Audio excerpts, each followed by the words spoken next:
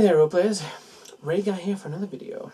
Today's video is going to be another RPG a day video in the month of August for 2016. This is a campaign that I'm taking part in that helps spread the love of RPGs across the far and wide. All the different groups and the different styles and the different things we like about this hobby, and all having a good time, I hope. And as in this campaign, we answer a question a day in the month of August. And today's question is the fourth, and that I believe is most impressive, not important, thing another character did. Not a character that I played, another person's character. And after some deliberation, that's quite a few different players I've played with now since I started, I came up with one. I think this sticks out in my mind when I think about wow moments. Now, this was an event that happened some years ago in a game run by none other than the Red Dice Diaries himself. It was this J-Punk campaign, which is like an Asian themed mystical kind of steampunky oriental martial arty type game. It's really cool, based on Fate. And in this campaign, this particular session, there was an event happening called the Tournament of the Four Winds, which, as you can imagine, it was a martial tournament where the best fighters in the land and around come together, duke it out for great honour and prospect of great fortune. And in this particular case, the governor, the person that our characters were most after, target numero un, was going to be there, and one of our characters, not mine, a character called Batu, a shadowy assassin, you may have heard of him, played by my good friend Steve, was adamant in taking part, even though it was a trap, even though it was heavily guarded. This character was adamant that he was going to take his shot, and he was going to go there, and he was going to take down the governor, because that's what the game was about, and that's entirely understandable if that's your main goal.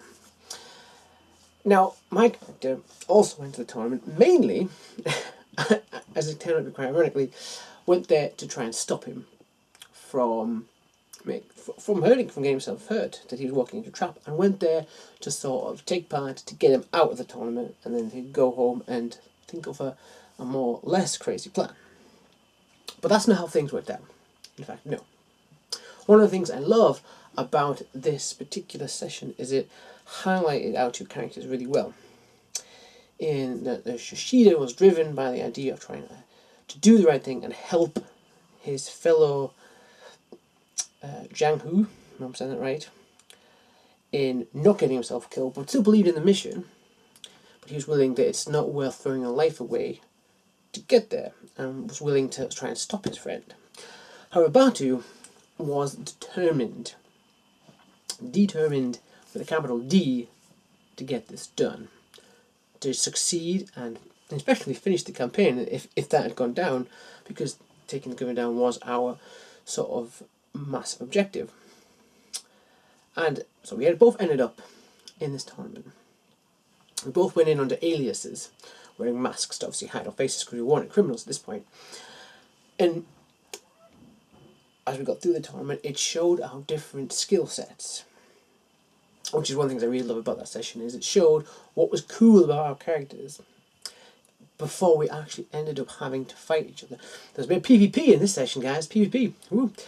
So our characters had to fight, and again, it showed the difference between our two characters, in that Yoshida wanted to stop Batu from going through this madness, but he was unwilling to truly hurt him. He was unwilling to kill, to do it. And that is why he lost. When they faced each other, Batu beat him down because he had gone all in. And that's one of the reasons I'm so impressed with this character, is in that session he went all in. He was going all out. He wasn't messing around, and put my character down. Didn't kill him, but seriously injured him. I believe it was a broken arm. So I was sort of, in an infirmary, cursing my friend and hoping he was alright. And in this session, this character Bantu, he took on the champion, a guy of unfathomable strength, power, and agility, a real champion, massive, huge dude, and he nearly beat him. He had him down. He nearly beat him, and then the compel started going. This is fate. The compel started happening. The invoke started going down, and you know, there's that moment when a character goes nuclear. And what I loved is he went nuclear in a way that was perfect for his character, perfect for what was happening. Even though knowing as a player, this is you're probably putting your character in a suicidal position, but it was beautifully done. He went all in, and at the moment he got his wish, he found out that this person possibly is actually related to him, and then all hell broke loose.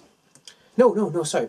Before he found out anything like that, he may never actually got the full story. His mask got damaged, and it was revealed to who he was, and that's when he went full supernova. Because once the mask came off, the governor realised who he was, and the governor stepped in, and he went for the governor. He went directly in front of all these people. He went for our target number one, on his own. Half dead, surrounded by the governor's allies. He went for it, and it was a beautiful moment to watch, because my character couldn't do anything at this point. He was broken, and you could just watch as this character goes for it after having the hardest fights of his entire career, being taught by a blind assassin, I believe, in childhood. Goes for it, and he gets cut down. He gets cut down because he got there. He got into a fight, but he was outmatched, and he knew that, but he still went for it. And that's what I love. I love that he went for it, and he understood the consequences, and it created this beautiful story and a ripple effect that went throughout the campaign from that moment on. And that's why it's the most impressive thing I've seen another character do. So, I hope you guys have enjoyed this video as much as I enjoyed talking about it. And I look forward to talking to you more about my RPG experiences in this month of August. Until then, take care.